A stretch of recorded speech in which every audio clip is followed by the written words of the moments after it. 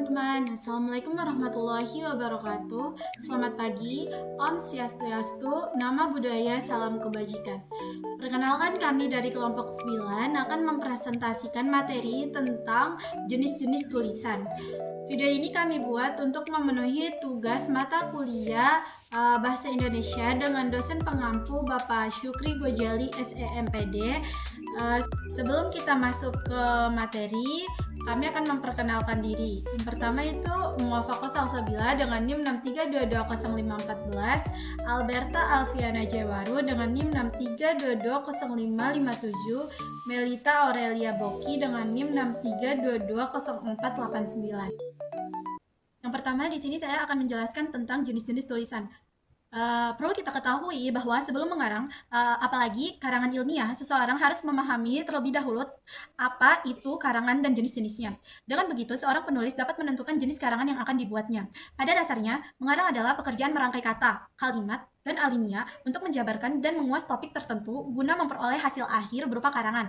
Adapun jenis-jenis karangan menurut sifatnya, yaitu yang pertama ada karangan non-ilmiah. Ciri-cirinya tidak terikat oleh aturan bahasa yang baku, struktur tidak baku walaupun tetap sistematis, non-faktual atau rekaan, subjektif, biasanya berbentuk narasi, deskripsi, dan campuran. Adapun contoh dari karangan non-ilmiah yaitu berupa cerita pendek, anekdot, dan puisi. Kemudian yang kedua, semi-ilmiah. Ciri-cirinya menghindari istilah-istilah teknis dan menggantinya dengan istilah umum, struktur tidak baku walaupun tetap sistematis, pengamatan bersifat faktual, bersifat campuran objektif dan subjektif, biasanya berbentuk eksposisi persuasi, deskripsi, dan campuran.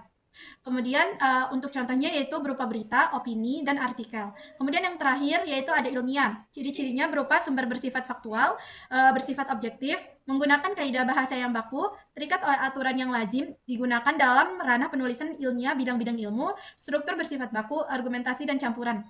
Contohnya yaitu makalah, skripsi, tesis, dan disertasi. Selanjutnya di sini saya akan menjelaskan tentang karangan eksposisi. Karangan eksposisi merupakan wacana yang bertujuan memberikan penjelasan, informasi, keterangan, dan pemahaman kepada pembaca atau pendengar tentang sesuatu hal. Tulisan jenis ini biasanya menguraikan sebuah proses atau suatu hal yang belum diketahui oleh pembaca atau proses kerja suatu benda. Sebuah tulisan ekspositoris semata-mata hanya memberikan informasi dan tidak bertujuan lain, seperti misalnya berpromosi atau menggiring pembaca agar setuju dengan apa yang dijelaskan. Adapun contoh teks kalimat eksposisi di media massa. Yang pertama yaitu kilo batu berharga. Bebatuan berharga muncul mempercantik aksesoris. Kenali jenis bebatuan yang mayoritas terbuat dari kandungan mineral ini yuk. Kemudian yang kedua itu ada berlian. Berlian berasal dari atom karbon yang dibentuk di bawah tekanan yang sangat tinggi dan terkubur amat sangat dalam di bawah tanah. Berlian berharga mahal karena selain cantik, batu ini juga sangat sulit ditemukan di dunia dan melalui proses pengelolaan yang sangat sulit. Kemudian terdapat contoh-contoh teks karangan eksposisi lainnya di media massa. Selanjutnya saya akan menjelaskan tentang argumentasi, bahasan. Tulisan ini bertujuan untuk meyakinkan atau mengubah pendapat pembaca atas suatu pendapat, ideologi, doktrin, sikap, atau tingkah laku tertentu.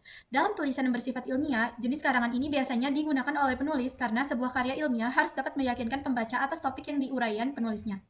Dengan demikian, penulis harus menyusun karangannya secara logis dengan alasan atau data yang mampu meyakinkan pembaca. Di bawah ini adalah contoh karangan argumentasi, yaitu terkini. Kata terkini sering digunakan media, padahal secara logika, waktu tidak bisa dibekukan atau dibuat lebih kini. Penggunaan kata ini menunjukkan kekacauan berpikir. Penulis menegaskan pentingnya melatih logika dan kesadaran, karena ketidaksadaran dapat membuat manusia dan lingkungannya kacau. Selanjutnya di sini saya akan menjelaskan tentang karangan persuasi atau ajakan. Karangan persuasi adalah karangan yang bertujuan untuk meyakinkan pembaca, membuat pembaca percaya, atau membujuk pembaca atas apa yang dikemukakan oleh penulis. Yang dikemukakan dapat saja berupa fakta, produk, pendapat, hingga ideologi tertentu. Bidang yang paling banyak menggunakan karangan persuasi adalah bidang periklanan.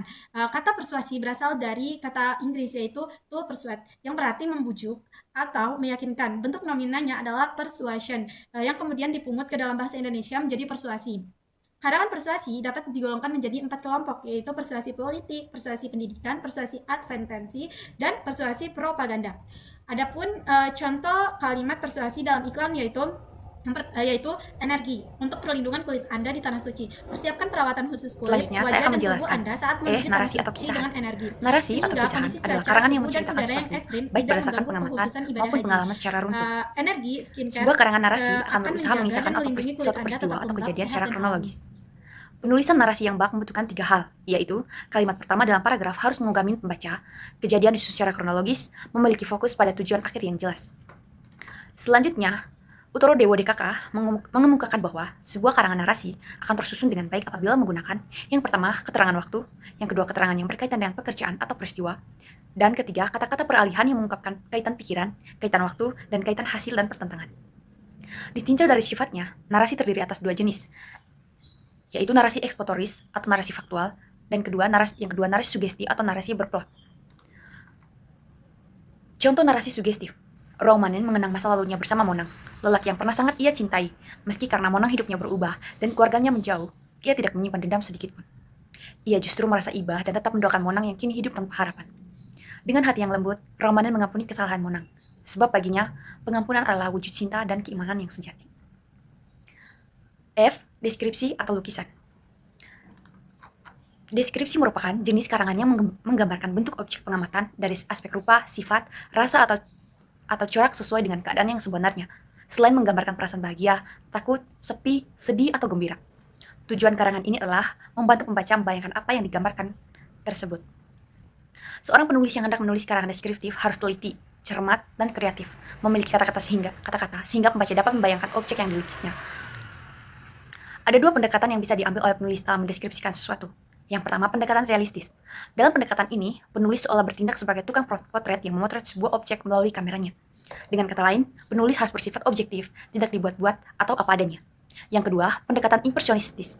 Pendekatan impresionistis bertujuan menimbulkan kesan dalam diri pembaca sesuai dengan impresi penulis karena pelukisan bertolak dari sudut pandang penulis.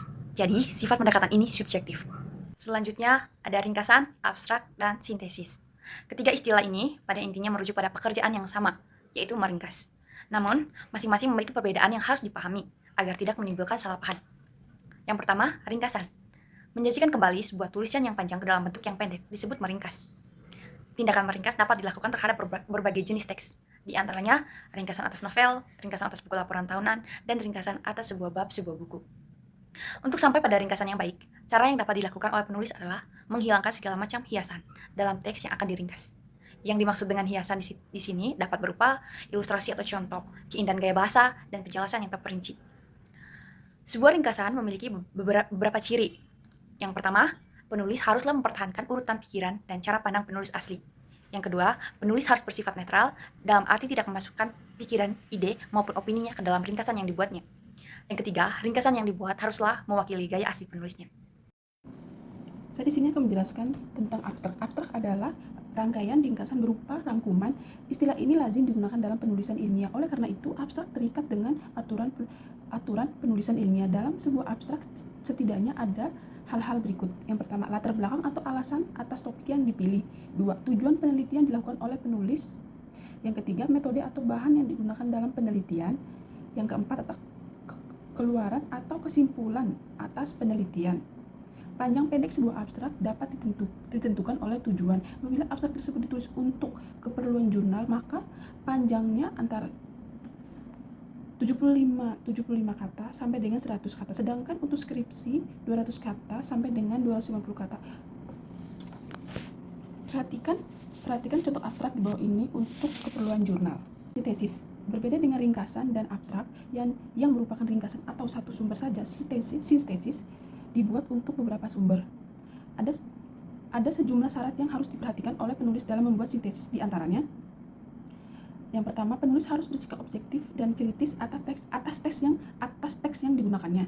Yang kedua, bersikap kritis atas sumber yang dibacanya. Yang ketiga, sudut pandang penulis harus tajam. Yang keempat, penulis harus dapat mencari kaitan antara satu sumber dengan sumber yang lainnya. Penulis harus menekankan pada bagian sumber yang diperlukan. Yang G, pendidikan anti korupsi. Korupsi merupakan perbuatan yang tidak baik dan bagi yang melanggarnya akan dikenai sanksi atau hukuman. Orang yang melakukan korupsi dinamakan koruptor. Adapun pendidikan anti korupsi berkaitan dengan nilai-nilai norma yang berlaku di lingkungan masyarakat. dan atau upaya penyalahgunaan mengatasi korupsi, diantaranya adalah pembentukan lembaga anti korupsi, pencegahan korupsi di sektor publik, pemecahan sosial, dan pemberdayaan masyarakat, pengembangan dan pembuatan berbagai instrumen hukum yang mendukung dan pemeratasan korupsi, monitoring dan evaluasi serta kerjasama internasional korupsi yang berkaitan dengan akademik adalah plagiat. Plagiat diatur dalam Undang-Undang Nomor 20 Tahun 2003. Berkaitan dengan pendidikan korupsi dengan jenis tulisan ilmiah dengan buatlah sebuah tulisan mengenai sosialisasi pendidikan anti korupsi di perguruan tinggi, disertai dengan data dan fakta. Yang pertama, faktor penyebab korupsi.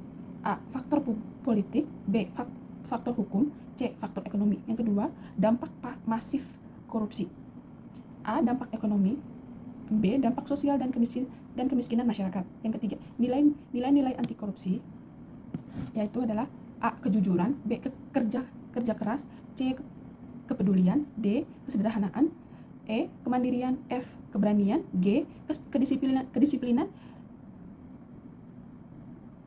H. Tanggung jawab. I. Keadilan.